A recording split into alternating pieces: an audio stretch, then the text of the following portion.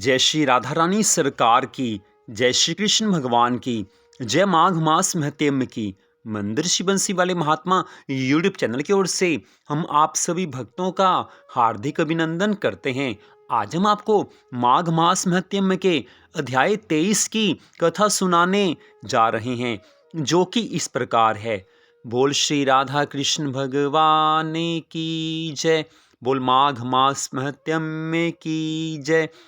पिशाच आगे कहने लगा है कि हे मुनिवर, केरल देश का ब्राह्मण किस प्रकार मुक्त हुआ, किस तरह से उसकी मुक्ति हुई, ये कथा विस्तार पूर्वक सुनाने की कृपा कीजिए। देवधूति ब्राह्मण कहने लगे हैं कि केरल देश में वासु नाम वाला एक वेद पारंगत ब्राह्मण था। उसके बंधुओं ने उसकी भूमि छीन ली, जिससे वह निर्धन और दुखी होकर अपनी जन्म भूमि त्याग कर देश देश में घूमता हुआ किसी व्याधिग्रस्त होकर मृत्यु को प्राप्त हो गया। उसका कोई सगा संबंधी नहीं होने के कारण उसकी अधर्म वैदिक क्रिया नहीं हुई और ना ही उसकी दाह क्रिया हुई है। इस प्रकार क्रिया के लोप से वह निर्जन वन में प्रेत होकर चिरकाल तक फिरता रहा। शीत ताप भूख प्यास के दुख से हाहाकार करता हुआ वह नग्न शरीर रोता फिरता था, बहुत दुख उठा रहा था। एक संसारिक मनुष्य दुखी हो तो वो अपने दुख को दूर करने का कोई प्रयास करता है, उस प्रयास से उसके दुख दूर हो सकते हैं, लेकिन एक प्रेत अपने दुख को दूर नहीं कर सकता। इसलिए शास्त्रों में बारंबार आता है कि जब तक मनुष्य का जीवन है तभी तक धर्म के मार्ग पर चला जा सकता है, तभी तक भगवान की भक्ति की जा सकती है, तभी तक भगवान को प्रसन्न किया जा सकता है। लेकिन जैसे ही मनुष्य जीवन का अंत होता है, उसके पश्चात धर्म कार्य करने का कोई भी अधिकार नहीं रहता। तो वो प्रेत बड़े दुखी मन से चारों ओर घूमता रहता था। उसको कहीं सद्गति नहीं मिली, उसे कहीं भी सद्गति नहीं दिखाई देती थी। सर्वथा दान ना देने से वह अपने कर्म रहित था। इतनी कथा सुनाकर लोमश ऋषि जी महाराज कहने लगे हैं कि प्रेत यह वचन सुनकर कहने लगा कि मेरे ऐसा होने का कारण सुनो। मैंने कभी ब्राह्मणों को दान नहीं दिया, अत्यंत लोभी, क्रियाहीन, दूसरे के अन्न से पलने वाला और अकेला मिठाई खाने वाला था। मैंने कभी किसी को भिक्षा नहीं दी और ना ही मैं दूसरे के दुख से कभी दुखी हुआ। कभी भी मैंने प्यासे प्राणियों को जल नहीं पिलाया। मैंने कभी छाता जूता दान नहीं किया और ना ही किसी को जल का पात्र दिया है, न औषधियों से किसी की सेवा की है। किसी अतिथि को ठहराकर मैंने उसका सत्कार नहीं किया। अंधे, वृद्ध, अनाथ और दीनों को मैंने कभी अन्न से संतुष्ट नहीं किया। मैंने कभी किसी को रोग मुक्त नहीं किया और कभी भी ब्राह्मणों को दान नहीं दिया, ना कभी अग्नि में हवन किया। मैंने वैशाख आदि मास में कभी भी किसी को शीतल जल नहीं पिलाया और ना ही मैंने वट या पीपल का कभी वृक्ष लगाया। ना मैंने किसी प्राणी को बंधन से छुड़ाया, कभी कोई व्रत करके शरीर को नहीं सुखाया, कभी मैंने भगवान की कथा नहीं सुनी, कभी मैंने देवताओं के दर्शन के लिए तीर्थ यात्रा नहीं की, कभी मैंने सत्संग नहीं किया, कभी मैंने भगवान के सच्चे भक्तों का संग नहीं किया। जिन धर्म कार्यों को करने से भगवान की प्राप्ति होती है, सद्गति होती है, मनुष्य भवसागर से पार होता है, ऐसे धर्म कार्य मैंने पूर्व जन्म में कभी नहीं किए। पूर्व जन्म के पापों के कारण ही मेरी है गति हुई। इस वन में व्याघ्र, भेड़िए से बचा हुआ मांस तथा जंतुओं के खाने से गिरे हुए फल, वृक्षों पर लगे हुए सुंदर फल तथा झरने का सुंदर जल सब कुछ मिलता है, परंतु देव इच्छा से मैं कुछ भी नहीं खा सकता। सर्प की तरह केवल उपावन भक्षण करके जीवन व्यतीत करता हूँ। बल, बुद्धि, मंत्र, पुरुषार्थ से मनुष्य अलभ्य वस्तुओं को प्राप्त नहीं करता।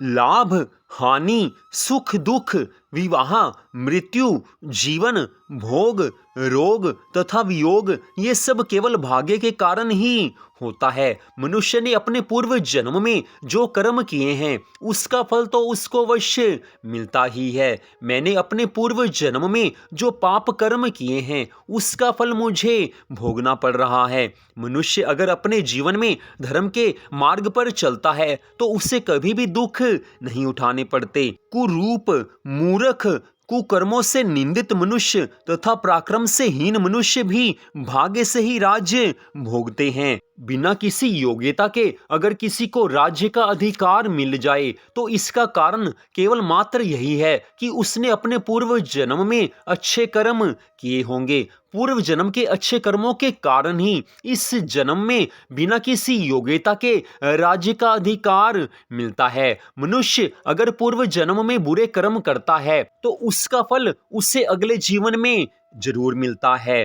पर्वत पर भी बलवान राक्षस और पिशाच रहते हैं, जिनमें से कभी कभी कोई कोई कहीं कहीं वन में फिरते हुए अपने कर्म के अनुसार अन्न और जल प्राप्त करते हैं, परंतु आपको उनका भय नहीं होना चाहिए, क्योंकि धर्मात्मा पुरुषों की उनकी पवित्रता ही रक्षा करती है। ग्रह, नक्षत्र, देवता सर्वथा धर्मात्माओं की रक्षा करते हैं। यह पिशाच आप जैसे भक्त की तरफ आंख उठाकर भी नहीं देख सकते।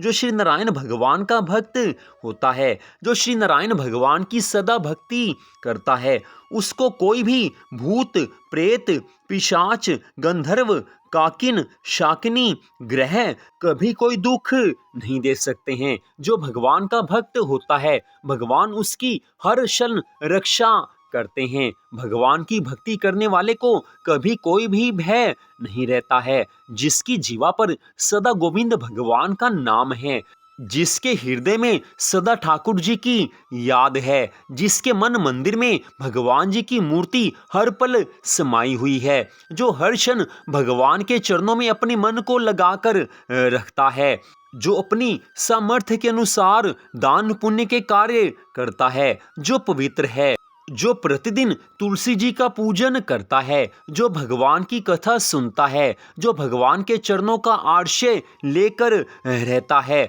उसको कभी भी किसी का भय नहीं हो सकता। भय केवल उसी मनुष्य को होता है जिसने अपने पूर्व जन्म में पाप कर्म किए हैं और इस जन्म में पाप कर्म किए हैं। जो भगवान के चरणों में सदा मन लगाकर रखता है, उसको कोई भी प्राणी नहीं सता सकता।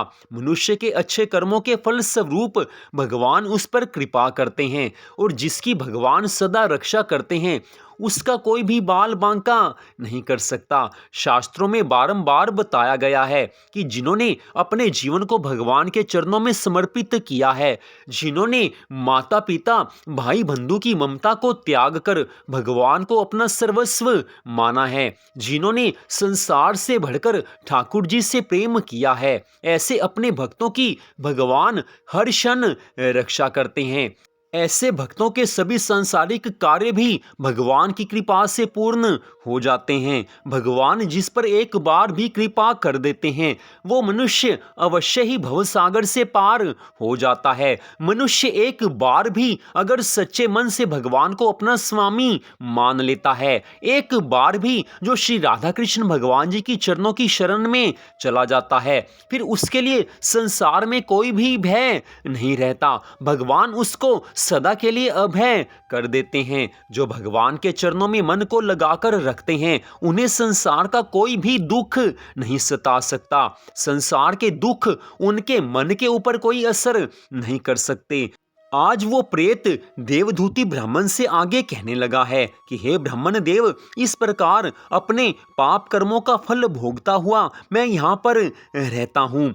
जो दुख मुझे प्राप्त हुआ है वो सब कुछ मेरे पाप कर्मों के कारण ही प्राप्त हुआ है। ऐसा सोचकर मैं शोक नहीं करता। एक बार मैं ज्वालिनी नदी के किनारे पर गया था। वहां पर घूमते हुए मैंने सारस के वचनों को सुना था।